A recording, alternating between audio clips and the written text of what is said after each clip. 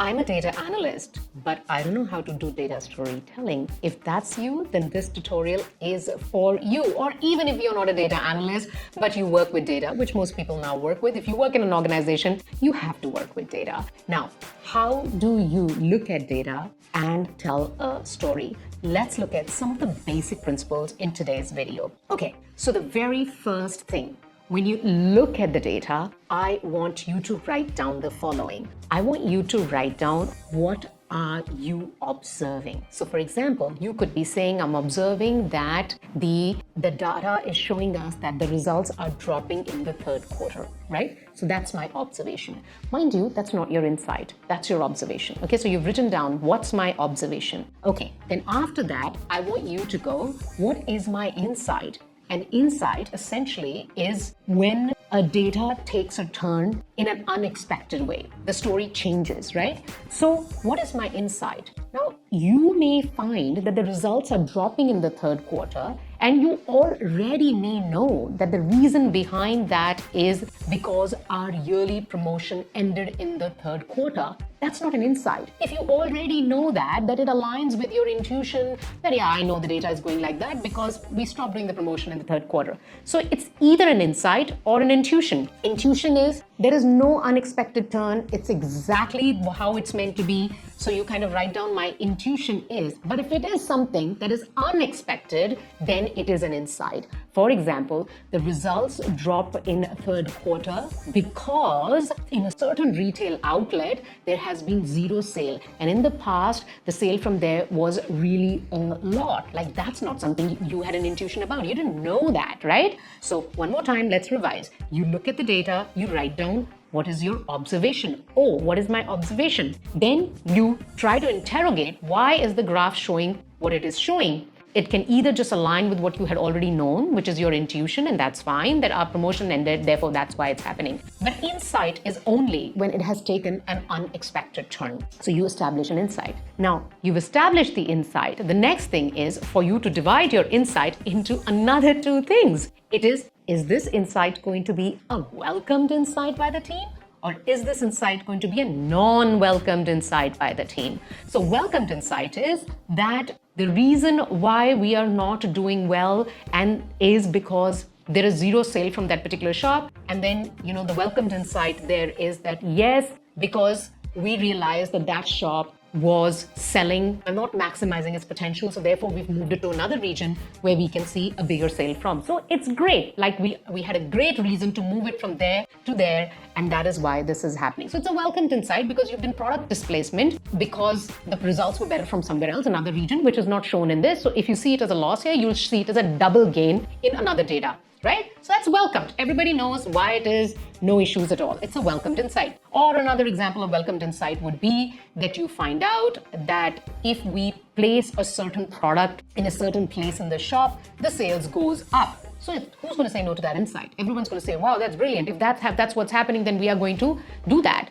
A cookie shopkeeper's data says that the moment you don't just sell chocolate cookies, but you also bring in this really strong chocolatey smell that accompanies the shop, the sales of the chocolate cookies increases. Therefore, we should have this dark smelling chocolate fragrance in all our outlets. Who's going to say no to that? It's a welcomed insight. Okay, so let's do a quick revision. You looked at the observation. So you saw the data. You said, my observation is this. You write it down. Then you go into two eyes. Am I going to find an insight or am I going to just have something that aligns with my intuition? By the way, I want you to know that intuition is not a fluffy word. It's not some of like your emotional feeling. We have intuition about something because there is previous data that is logged inside us that tells us that this is how it's going to be. Intuition is an experience-based thing. So your intuition says, yeah, we've had this in the past and the reason for this is because of this in the past. So I think it's happening because of this. If it clearly aligns with your intuition, just write down your intuition. But if it is something that is unexpected, you did not expect, then it has the right to be called an insight,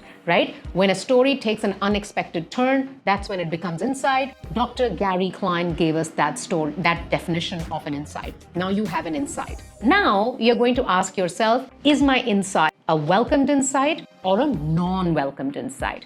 Welcomed insight is no objections, man. This is amazing. Bring it on. We will apply this, execute this, and drive great results. No issues. Okay. A non-welcomed insight could be the product team, despite knowing that we are not going to be selling from this retail outlet because the profit margin's really low, sent the product to this particular outlet. Right? Product team ain't gonna like that insight. Okay, that is a non-welcomed insight. So you write what is going to upset people. What is it that people are not going to like to listen? That is a non-welcomed insight. Okay, so you put that aside. So you now got a welcomed insight or a non-welcomed insight. Now let's move to just the welcomed insight. We'll cover the non-welcomed insight in a future tutorial. But if it's a welcomed insight, do you just go and say, this is the data, I observe this is what is happening, the insight, the reason why it's happening is there, that. No, you don't stop there, because that's not the job of a storyteller. A storyteller moves you into the future. So you're going to go, my observation is, my insight is, here's why it's happening, it's welcomed.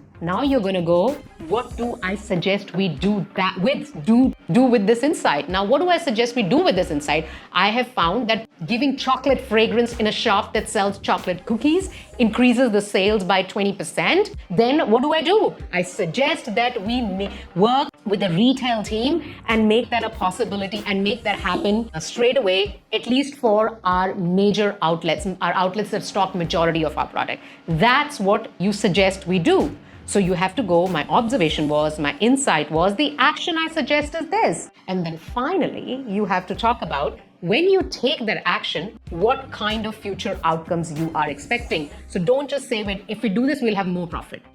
You have to be specific. You have to say, when we do this, when we take this suggestion and we do take this action, we can contribute 25% more to the overall growth of the business. Okay? Everybody, observation, insight, action, outcome. You've got that. You've written those things down. Okay? Now, the last part. The last part is, I can just go put these 4 things on my slide. Observation is, insight is, action is, outcome is, and I should be fine. No, you're not going to be fine, because that's not how a story is told. A story is not a set of bullet points. The story is a series of connected events. Now, how do you tell it like a story? In his book, Build a Story Brand, Donald Miller says that music and noise are made up of both sound waves. But music is pleasing to our ears, but noise, the sound waves and the noise, are irritating to our ears. Why? Because in music, there is a systematic organization of the musical notes. Therefore, you take these 4 things and organize it like a music so that it's pleasing to your audience. How do you do that?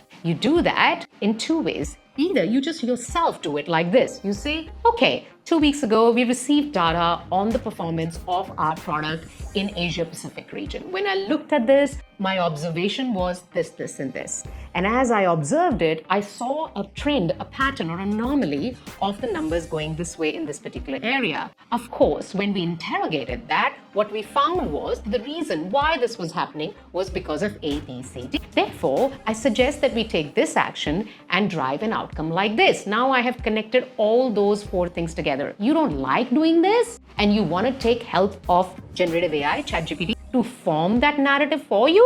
Do this. You've got your OIAO. You've got that. That's the thinking in place. You go to generative AI, write down craft framework, which I learned from Akimbo workshops. You write down context, you write down role, you write down action, you write down format, and you write down tone. So you say context. As a data analyst looking at the products of the sale, I am presenting to ABCD and I'd like them to do this, this, and this. Give the context. Role. Whose role do you want ChatGPT to play? The role I'd like you to play is that of the sales team. Who's your audience? Like, give GPT the role of your audience so that GPT can actually look at it from their lens and give you a good output, right? Okay, after that, you're going to go, you've got context, you've got a role, then you've got to put A. Now, in A, you take all the thinking from IAO, your observation, your insight, your action, your outcome. You take all of that and dump it into A and say, these are my key elements of the story. So you put key elements of the narrative that I want to deliver. By the way, I refrain from using the word story in generative AI because the output that I get when I write, here's for my 5-minute spiel or script that I want to deliver. Here's for the scripter. I want to be accompanied by with my slide, but I don't like using the word story. It just has a much more poetic and a much more creative way of putting things together if I put the word story. And in business communication, that's not welcomed. So you've got context, you've got role, you've got put your raw thinking in terms of observation, insight, outcome, action. Now the last part is you have to give it a format. So in format, you'll be like, I'd like you to convert this into a 2-minute delivery, which will be accompanied with the data on the slide, right? You can put that as a format. So written oral script, that's the format. And then tonality. Last is T is tonality. Tonality is business driven, of course, insightful, business driven. Those are the kind of 2 tonalities I'd want for this reel to have. Once you do that, it generates a perfect way for you to be able to tell a story. So we learned how to look at some basic principles of data storytelling. In the coming videos, I will share with you what if the insight is non-welcomed. What do we do that? Watch out for that video in the upcoming videos. And till then, stay story.